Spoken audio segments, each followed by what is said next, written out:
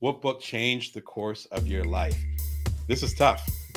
Throw in the comments what books have changed the course of your life. This was the toughest question for me because there were so damn many of them. But one of them, if you've been a long time viewer of the show, you know the deal. Daily Stoic. Shout out to the authors. Shout out to Holiday and Hanselman. They killed it.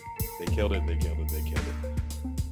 What I love about this book is that it takes these relatively obscure, there's a link right there. It takes these relatively obscure concepts, obscure to someone like myself who doesn't know anything about Stoicism. Stoicism, we're talking like in Plato's time. Well, a little bit past Plato, but not that far past. These relatively obscure concepts from Greek and Roman studies, all these different things, and makes them applicable to now. Here's the trick.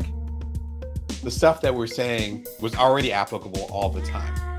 That's what I try to do with my own work, particularly, again, with the Bring Your Worth collection coming out. I'm trying to make it timeless. This stuff is timeless. It's also in a format that works really well. I'll try to show a page for you. Let's see. So we'll do September 25th because that seems appropriate. The vulnerability of dependence. I am reading from the book. I'm not just doing it by memory. Excuse me. Show me someone who isn't a slave.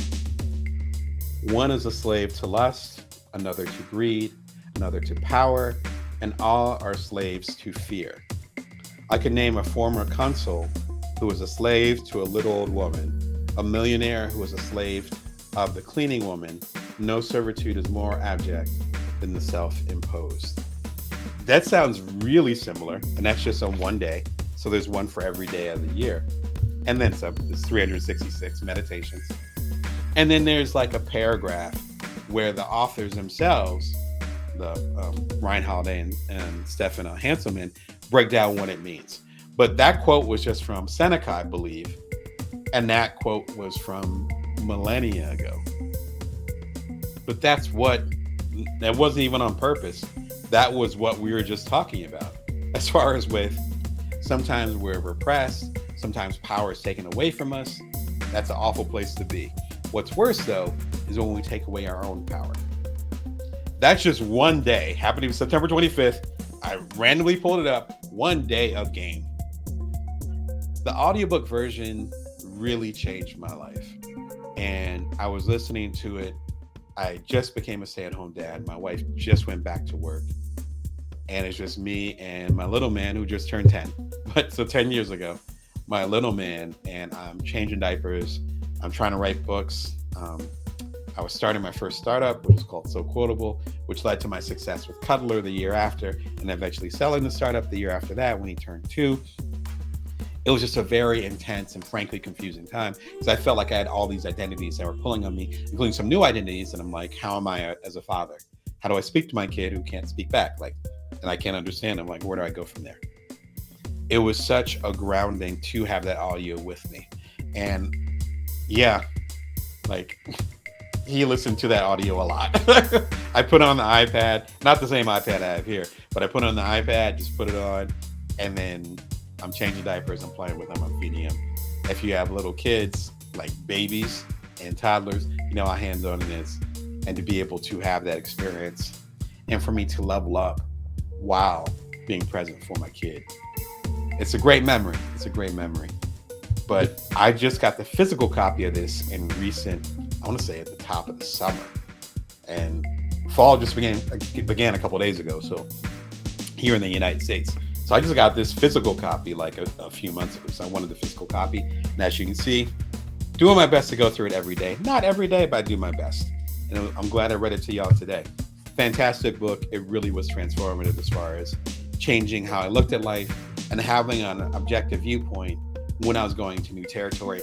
Ironically, and I was talking to a family member about it earlier, this period of time in my career, in my life, even how I'm connecting with y'all.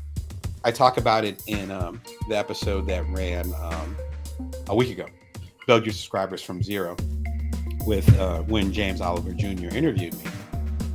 And I talked about how again, I went from a few hundred of y'all tuning in to literally tens of thousands of y'all subscribing and watching. And it feels like a similar shift to me, where there's a certain way that I have to level up now because what I was doing before doesn't quite work. Not in a bad way, but like wanting to give my most and best to y'all, and knowing that the way that I continue to show up, I have to be open to finding better ways to serve y'all. And it's similar to when I became a parent, similar to when I did my first startup. Both of those happened at the same time. I would not recommend. But you know what I mean? When you level up and get to the next level, when you level up, part of the skill is recognizing when it's actually time to level up.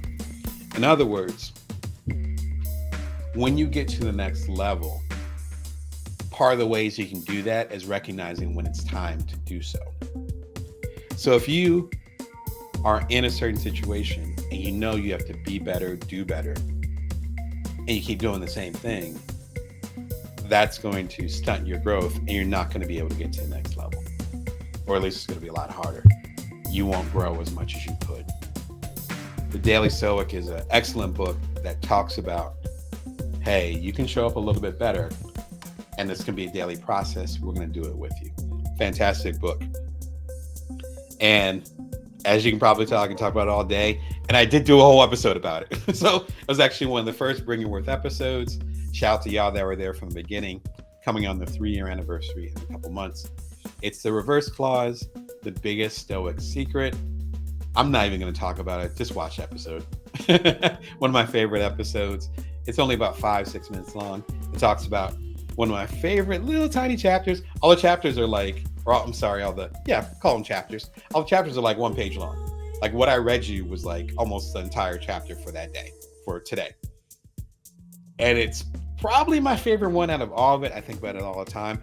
I got some stuff I'm going through now, career-wise and otherwise. I'm 100% thinking about it now. So even if you're having a rough time, even if you're trying to figure stuff out, check out the episode and then buy the book. I've recommended this book hundreds of times. I got the statistics. Lots of y'all have bought the book. So I will die on this hill. It is a fantastic book. And I'm so glad that so many of y'all are getting so much out of it. If you want to catch some of my recommendations from earlier this year, if the 40 books are not enough, be sure and check out the live from, I think it was like springtime, maybe mid-year, the best books of 2023 so far. It was a popular episode, and I love all the authors that I feature in there. The books are fantastic. I will be live tomorrow on Tuesday with the episode, getting it warmed up for y'all. But usually I'm every Wednesday and Sunday at 1:11 p.m. Standard Time, Vegas time. If you do not want to miss an episode, you hit the little notifications. If you're on Amazon, you can follow me. If you're on bringyourworth.tv or youtube.com/BrownDamon, so you're watching on YouTube, you can go ahead and click the link below to subscribe. It's free, and then you hit the notification bell. And I will see y'all tomorrow at 1:11 p.m. Standard Time, Vegas time. Thank you for celebrating my big day with me. Wouldn't have it any other way. I'm going to go and hang out with my family. And until next time, remember, you can always bring your worth. You can always build from now. Take care of yourselves. I'll see y'all tomorrow, same time.